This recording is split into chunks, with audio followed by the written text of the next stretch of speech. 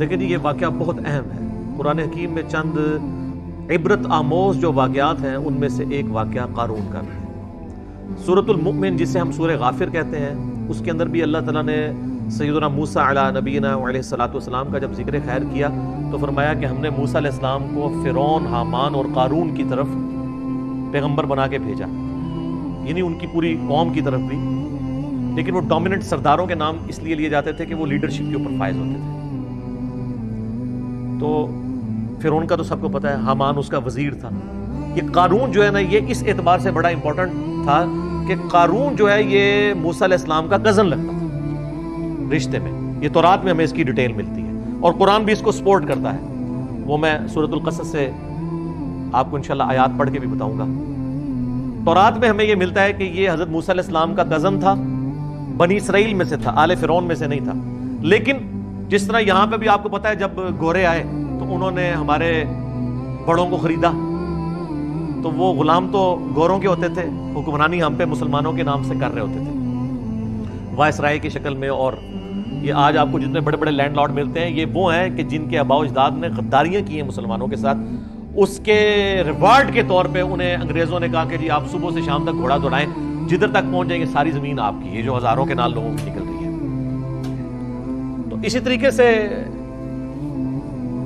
جو حضرت موسیٰ علیہ السلام کا یہ کزن تھا قارون، یہ ہے بنی اسرائیل میں سے تھا، لیکن حکومت کے ساتھ ملا ہوا تھا، اور بجائے یہ کہ بنی اسرائیل کی کوئی بہتری کی بات کرتا، الٹا یہ بنی اسرائیل کے اوپر ظلم ڈھاتا تھا، اور فرعون کا آپ سمجھ لیں ایک وزیر کی حیثیت سے تھا۔ سورۃ القصص کے اندر اللہ تعالیٰ نے اس کا واقعہ ڈیٹیل سے بیان کیا ہے۔ سورۃ القصص سورت نمبر ہے 28 اور پارہ نمبر 20 کے اندر آپ بالکل اینڈ پہ چلے جائیں نا، آیت نمبر 76 سے آنورڈ۔ اعوذ باللہ من الشیطان الرجیم، بسم اللہ الرحمن الرحیم۔ ان قارون کان من قوم موسیٰ، بے شک قارون موسیٰ کی قوم میں سے تھا۔ اب یہ قرآن نے سپورٹ کر دیا کہ وہ آل فرعون میں سے نہیں تھا، ہے بنی اسرائیل میں سے تھا، اور تورات میں ہمیں ڈیٹیل ملتی ہے کہ وہ ان کا چچا زاد لگتا تھا، پیغمبر کا رشتہ دار بھی ہے، کافر ہے تو مردود ہے۔ ہمارے محبوب علیہ السلام کا رشتہ دار ابو لہب مردود ہو گیا۔ فبغى علیہم، لیکن اس نے بغاوت کی ان کے اوپر۔ وآتیناہ من الکنوز ما ان مفاتحہ لتنوء بالعصبۃ اولي القوہ۔ اللہ فرماتا ہے ہم نے اس کو ایسے خزانے دیے تھے کہ جس کی چابیاں ایک بہت بڑی جماعت اٹھاتی تھی۔ یہ 70 اونٹوں والی بات تو یہ 70 اور اونٹ تو ویسے ہی سال لگ جاتے ہیں نا، قرآن میں اتنا ہی ذکر ہے کہ بہت بڑی جماعت تھی جو صرف چابیاں اس کی اٹھاتی تھی۔ ہو سکتا ہے اونٹوں کے اوپر وہ لاتے تھے تو 70 بھی، یعنی بڑی 70 کا عدد ویسے عربی زبان میں کثرت کے لیے بھی استعمال ہوتا ہے۔ اذ قال له قومه لا تفرح، جب اس کی قوم نے اس سے کہا کہ بد شیخی بگاڑ۔ ان اللہ لا يحب الفرحین، بے شک اللہ تعالیٰ شیخی بگاڑنے والے کو پسند نہیں کرتا۔ دولت آتی ہے تو شیخی تو پھر بگاڑتا ہی ہے نا انسان، الا ما شاء اللہ۔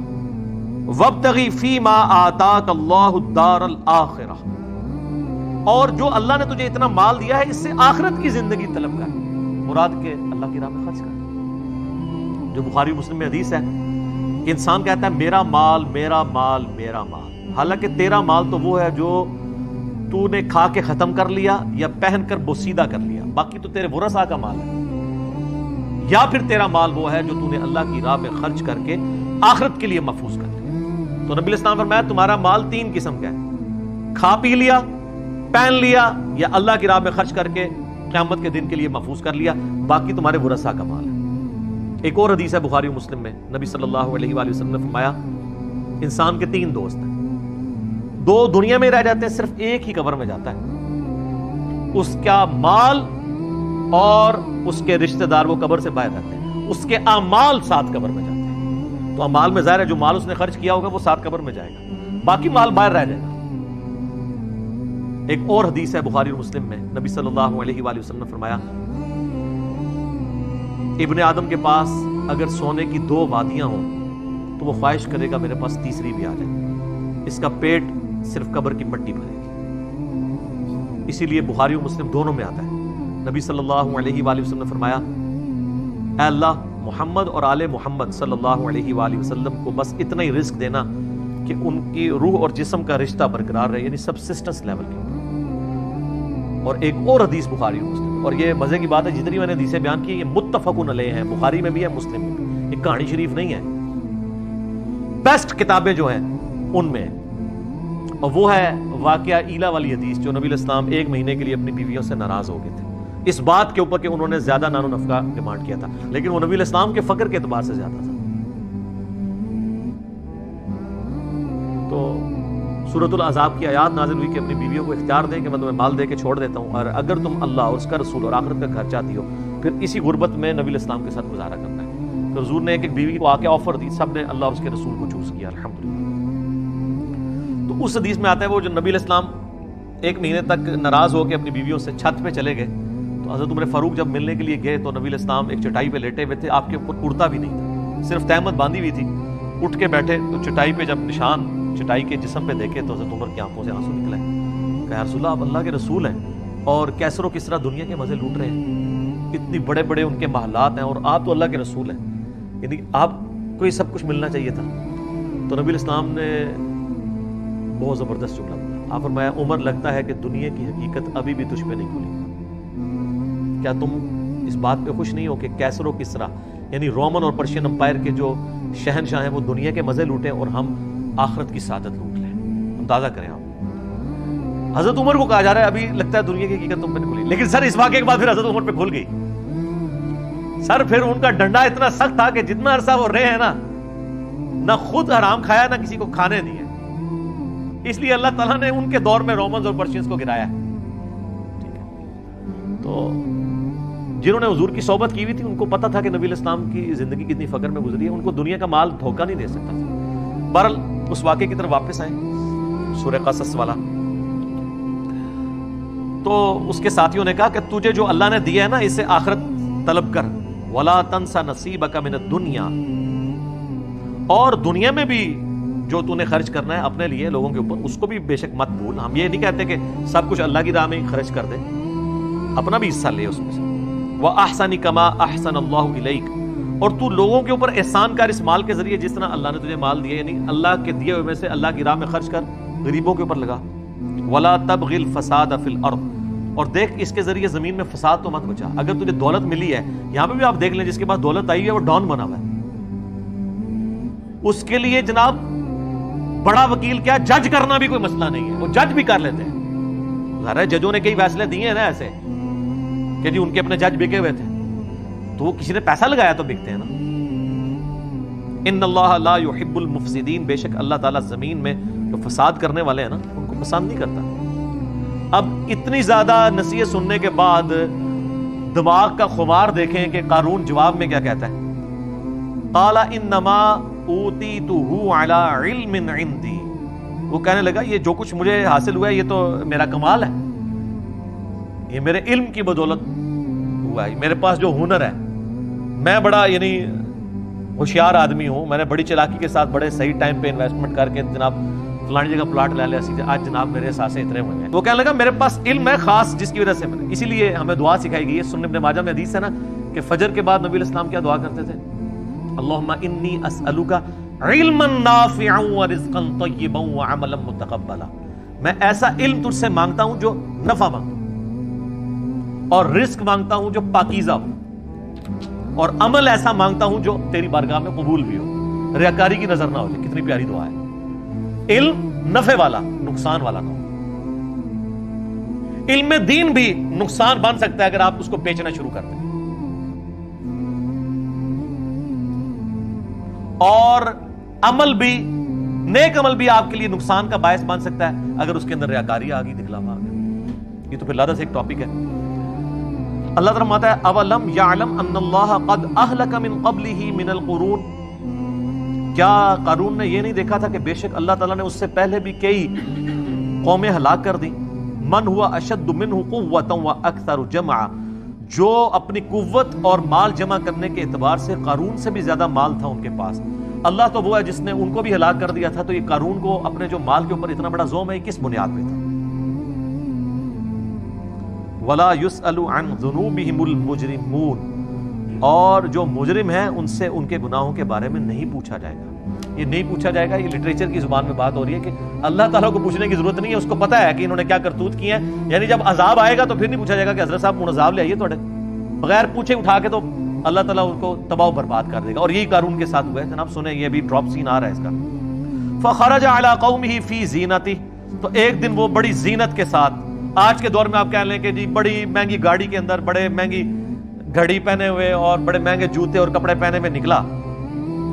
قال الذین یریدون الحیاۃ الدنیا، تو وہ لوگ جو دنیا کی زندگی کے طلبگار تھے وہ کہنے لگے یا لیت لنا مثل ما اوتی قارون، کاش ہمیں بھی اتنا مال ملتا جو اللہ نے قارون کو دیا. یہاں پہ بھی آپ دیکھ لیں نا، کسی کی فلم بھی کامیاب ہونا وہ کہتا ہے اللہ کا فضل ہے. جس نے حرام خوری سے بہت زیادہ پلاٹ بنا لیا وہ بھی کہتا ہے کہ اللہ کا فضل ہے، تھوڑے سے مال میں اللہ نے برکت دی ہے، میں تو کچھ بھی نہیں سا وہ ایک فضل ہے.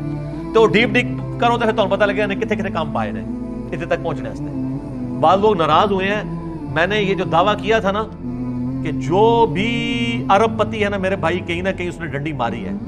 رزق کے حلال رزق کے اوپر کوئی شخص اتنا اوپر نہیں کبھی جا سکتا، کہیں نہ کہیں اس نے کمپرومائز کیا ہے اصولوں کے اوپر. تو اس کے نا جواب میں کئی لوگوں نے نیچے کمنٹس کیے کہ علی بھائی اس کا مطلب ہے آپ یہ کہہ رہے ہیں کہ حضرت عثمان نے بھی کیا ہے. یہ یار بات کر رہے ہیں تواڈے بابیاں دی، تسی پہنچ گئے ہو خلفائے راشدین ہوتے. ٹھیک ہے، ہم تو آپ کی بات کر رہے ہیں. ان کی تو سند نازل ہوئی ہے قرآن و سنت میں، اور دوسرا ان کے پاس وہ مال نہیں تھا جو آپ کے پاس مال ہے.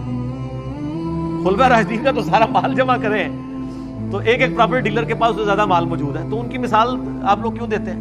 آپ اپنی بات کریں کہ آپ نے کہیں نہ کہیں جو ہے وہ لوگوں سے ناجائز زمینیں ہتھیا کے اپنے مال کو ڈبل کیا ہے، کہیں پہ سودی قرضے لیے ہیں، کہیں بدماشی سے ہتھیایا، کہیں پہ فائلوں کو پہیے لگائے ہیں. تو خود بول کے لوگ کہتے ہیں. تو کہنے لگے کاش جو قارون کو دیا گیا نا اس طرح کا فضل ہمارے پہ بھی ہوتا. انہو لذو حظ عظیم، یہ تو بڑا قسمت کا دھنی ہے، اللہ نے اس کو اتنا دیا. اللہ نے دیتا نا جی، تو ہم تکلیف ہے سانو نہیں تکلیف، جہدے کول ہے نا انہوں ہی تکلیف کٹنی پینی آخرت وچ. وقال الذین اوتوا العلم، اللہ تعالیٰ فرماتا ہے جو علم والے تھے نا. یہاں اب آپ کو پتہ چلا ہے کہ دولت کے اوپر لگام علم کی ہونا پھر انسان صحیح رہتا ہے. اللہ تعالیٰ فرماتا ہے جن کو اللہ نے علم دیا تھا نا، جب انہوں نے ان کی بات سنی نا کہ یہ بڑا خوش نصیب، انہوں نے کہا وَيْلَكُمْ ثواب اللہ خیر لمن آمن وعمل صالحا، ان کا تمہاری خرابی ہو، اللہ کے حضور جو اجر ہے وہ اس سے بہتر ہے ان لوگوں کے لیے جو ایمان لائے اور نیک اعمال کیے. ولا يلقاها الا الصابرون، لیکن اس کو وہی لوگ حاصل کر پائیں گے جو صبر کرنے والے. ایک یہ معنی ہے، اور دوسرا معنی یہ ہے کہ اس حقیقت تک وہ لوگ پہنچیں گے، اس علمی حقیقت تک کہ یار اصل زندگی تو آخرت کی زندگی ہے جو صبر کرنے والے. دونوں معنی بیک وقت درست ہے. دنیا تو ساری صبر پہ چل رہی ہے، پورے کا پورا دین، پوری کی پوری زندگی صبر ہے. 3 چیزوں پہ آپ نے صبر کرنا ہے. اللہ کی طرف سے شریعت کی پابندی جو ہے نا اس پہ صبر کرنا ہے. فجر کے وقت اٹھنا، سردیوں میں غسل کرنا، گرمیوں کے روزے رکھنا، صبر کرنا. دوسرا صبر ہے حرام خوری سے بچنا، حرام کاموں سے بچنا. نگاہوں کی حفاظت کرنے کے لیے آپ کو حرام سے بچنے کے لیے صبر کرنا پڑے گا، اپنے نفس پہ جبر کرنا پڑے گا. رزق کے حرام سے بچنے کے لیے صبر کرنا پڑے گا. اور تیسرا صبر ہے اللہ کی طرف سے آئی ہوئی تکلیف کے اوپر صبر کرنا. وہ تو سب سے مشکل کام ہے. ظاہر ہے کہ رزق حلال میں پھر آپ عیاشی کی زندگی نہیں گزاریں گے. دونوں جہان نہیں مٹھے پاؤ، یہ نہیں ہوئے گا.